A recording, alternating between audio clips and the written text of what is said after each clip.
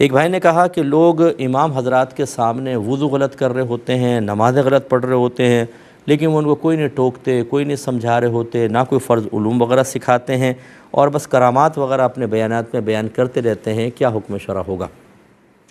دیکھیں، پہلی بات تو یہ کہ علماء پر بالکل تنقید نہ کریں، وہ کیا کر رہے ہیں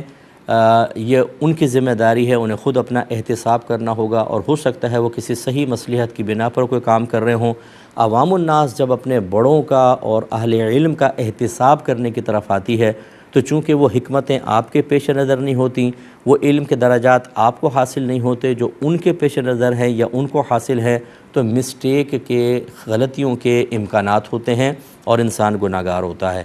اگر آپ یہ سمجھتے ہیں کہ کسی مسجد کے اندر ایسا ہو رہا ہے تو انتہائی دائرہ ادب میں رہ کر امام صاحب سے گزارش کریں کہ حضور مسائل بیان کر دیا کریں، ہماری کوئی نشست رکھ لیں، ہم نوجوان جمع ہو جاتے ہیں، ہمیں دینی مسائل سکھا دیں، قرآن کی تفسیر، حدیث سکھائیں، فقہ سکھا دیں، ہمیں شارٹ کورسز کر لیں جیسے فرض علوم کورس ہیں، اور کوئی طہارت کا کورس ہے، نماز کا کورس ہے، ہم حاضر ہو جاتے ہیں، ہمیں سکھائیں۔ کمیٹیوں سے آپ گزارش کریں کہ وہ کریں کہ اس طرح کے پروگرام رکھیں مساجد کے اندر تاکہ ہمارے نوجوان سیکھیں۔ باقی یہ کہ بہرحال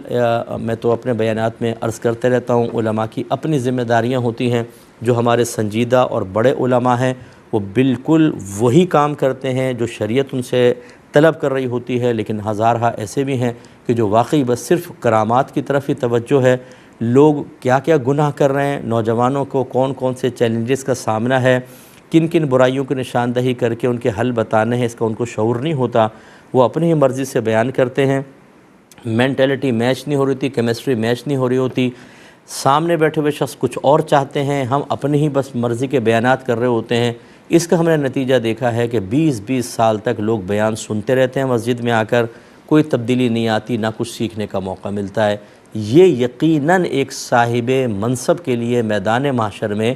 گرفت کا سبب بن سکتا ہے۔ ثم لتسألن یومئذ عن النعیم، پھر ضرور تم سے اس دن یعنی برود قیامت نعمتوں کے بارے میں کویسچن ہوگا۔ ہم اگر ایک ممبر پہ بیٹھتے ہیں، لوگ ہمارے سامنے ہوتے ہیں، یہ اللہ کی بہت بڑی نعمت ہے کہ اگر میں ان کو دین سکھاتا ہوں، گناہ سے بچاتا ہوں، پاکیزہ بناتا ہوں، کردار اور اخلاق کی تعمیر کرتا ہوں، ان کو جنت کا راستہ دکھاتا ہوں، سارے میرے لیے ثواب جاریہ ہوں گے۔ اتنی بڑی نعمت، اور پھر ذمہ داری بھی ہے، فرض ہے مجھ پر کہ میں ان کو سکھاؤں،